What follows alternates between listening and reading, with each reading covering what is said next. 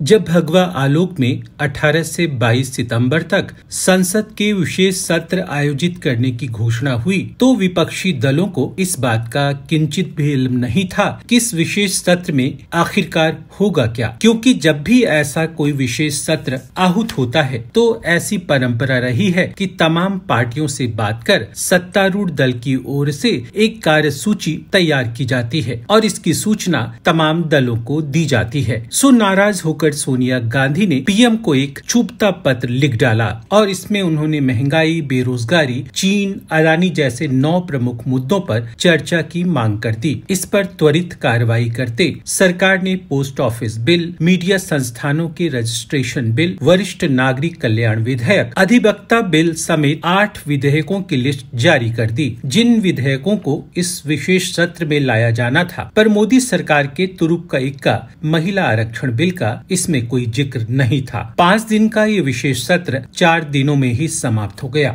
सत्र की शुरुआत 18 तारीख को पुराने संसद भवन से हुई और अगले दिन यानी 19 सितंबर को कार्रवाई नए संसद भवन में शिफ्ट हो गई। इसी संसद में नारी शक्ति वंदन विधेयक पेश हुआ। 20 सितंबर को ये पारित भी हो गया। भाजपा इसे अपनी एक बड़ी जीत मान रही है, पर अब भाजपा के अंदर से ही महिला बिल में ओबीसी महिलाओं को आरक्षण दिए जाने की मांग उठने लगी है। यह मांग भी भाजपा की उस नेत्री उमा भारती ने उठाया है जिन्हें जन आशीर्वाद यात्रा का न्योता ही नहीं भेजा गया, जिन्हें पार्टी ने न तो 2019 का चुनाव लड़ाया और न ही विधानसभा का। राहुल गांधी की भारत जोड़ो यात्रा का दूसरा चरण ज्यादातर हिंदी पट्टी से होकर गुजरने वाला है, जहां ओबीसी राजनीति का सिक्का चलता है। कांग्रेस ने हैदराबाद की अपनी CWC की बैठक में खुलकर ओबीसी राजनीति का अलग जगा दिया है। पार्टी ने कहा है कि वो 50% आरक्षण सीमा पर विचार करेगी। देश भर में 45% के आसपास ओबीसी वोटर हैं।